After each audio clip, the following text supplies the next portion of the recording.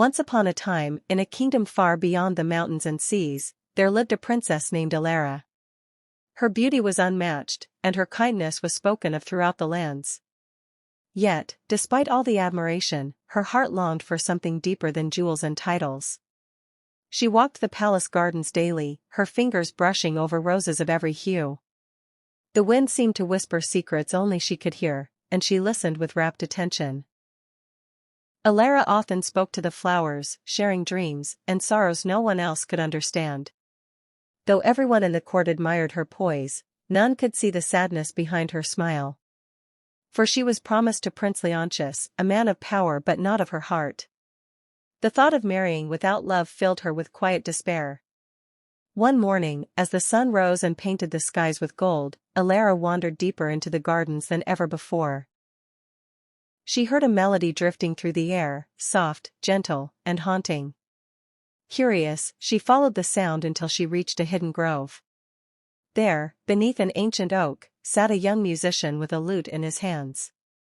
His name was Adrian, and his eyes shone with warmth and understanding. As he played, the music spoke of longing, of dreams that dared to reach beyond the ordinary.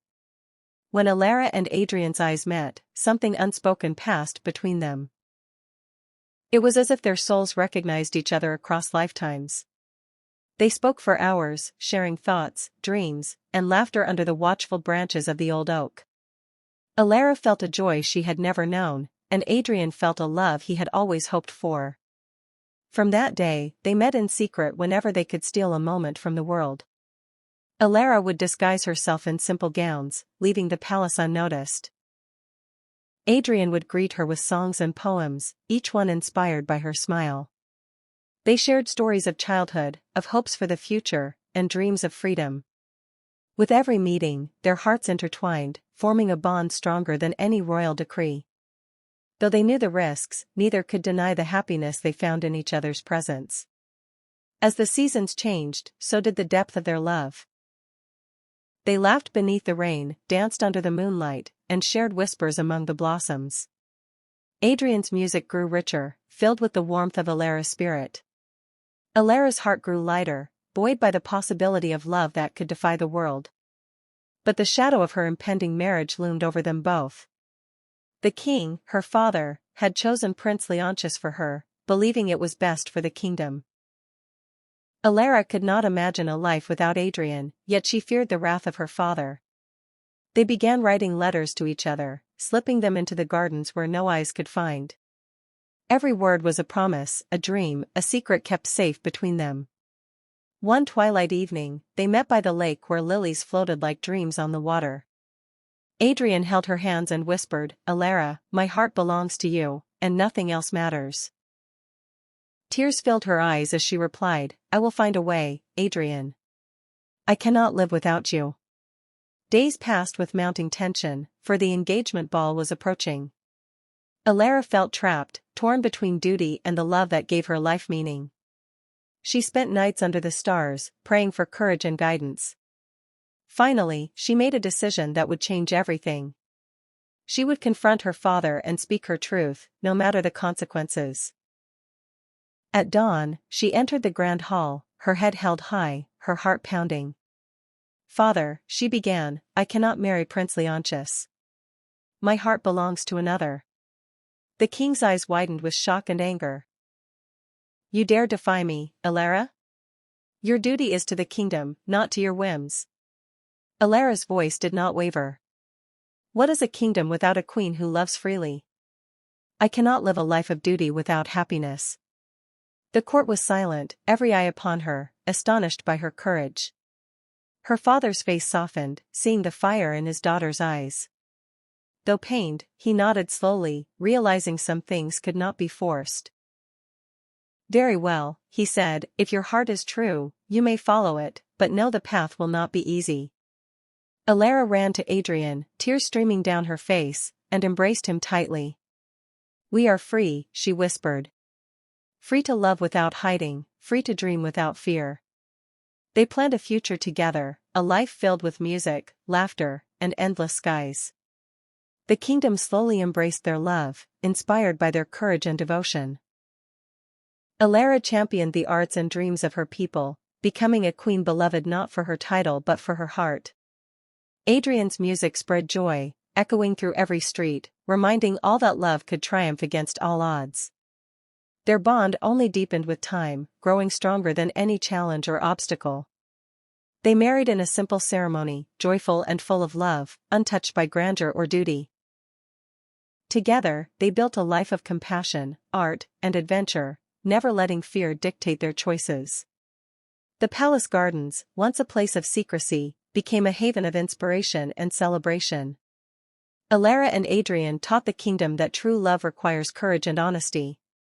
Years passed, and their hair turned silver, yet their eyes remained bright with passion and devotion. They shared quiet mornings, playful afternoons, and tender nights filled with music and laughter. The children of the kingdom grew up hearing their story, a tale of bravery, devotion, and hope. Elara and Adrian's love became legend, a timeless reminder of the power of the heart. Even as empires rose and fell, their story endured, inspiring all who heard it to follow their own hearts. Their love was not without struggle, but it was rich in joy, laughter, and the kind of devotion only found once in a lifetime. Together, they faced storms and sunshine, challenges and triumphs, never letting go of one another. The kingdom flourished under their guidance, not through power, but through the love they embodied. Elara's voice was heard in courts and fields alike, spreading the message that love and courage are inseparable. Adrian's music became the heart of the kingdom, echoing the beauty of their shared life. Through the years, they celebrated every small victory, every tender moment, and every laugh shared in secrecy. They traveled, explored distant lands, and discovered the simple wonders of the world together. The bond they shared inspired painters, poets, and musicians for generations. Even in old age, they would sit beneath the ancient oak in the palace gardens, remembering the day they first met. Elara would hum the tunes Adrian composed, and Adrian would smile at the woman who had chosen love over duty.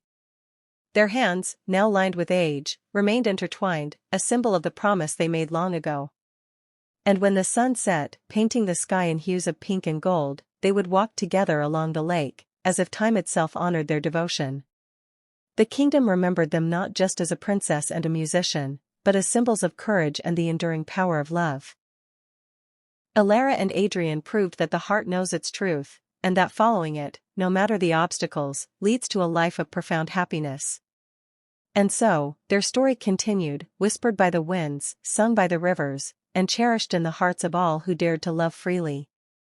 Generations spoke of their bravery, their joy, and the magic of a love that could not be contained by walls, crowns, or expectation. They remained each other's anchor and wings, showing the world that true love is both a refuge and a freedom. No palace, no kingdom, no decree could diminish the life they built together, for it was grounded in trust, respect, and passion. Even as seasons turned and the world changed around them, their hearts remained constant, beating as one. They danced beneath the stars, sang in the rain, and found delight in the smallest moments of life. Their laughter became the echo of hope, their tears the testament to vulnerability and strength. Elara's love for Adrian never wavered, and Adrian's devotion never faltered. Together, they wrote letters of joy to one another, even when words seemed unnecessary. The kingdom saw in them that love, when true, could illuminate even the darkest corners of life. Stories of their secret meetings, their courage, and their ultimate triumph inspired countless hearts. Every child who heard of their tale dreamed of a love so pure it could conquer the world. Elara often reflected on the day she first followed the melody through the gardens. It was the day her life truly began, the day she chose love over fear. Adrian remembered the first glance they shared beneath the ancient oak, the moment he realized his destiny was intertwined with hers. Together, they discovered the beauty of a life fully lived, a life chosen with intention and heart. Their bond was a sanctuary, a world where only love and understanding existed. And even in the quietest moments, when the palace slept, they would find each other's eyes and smile. Their story became more than legend, it became a blueprint for courage, patience, and unwavering devotion.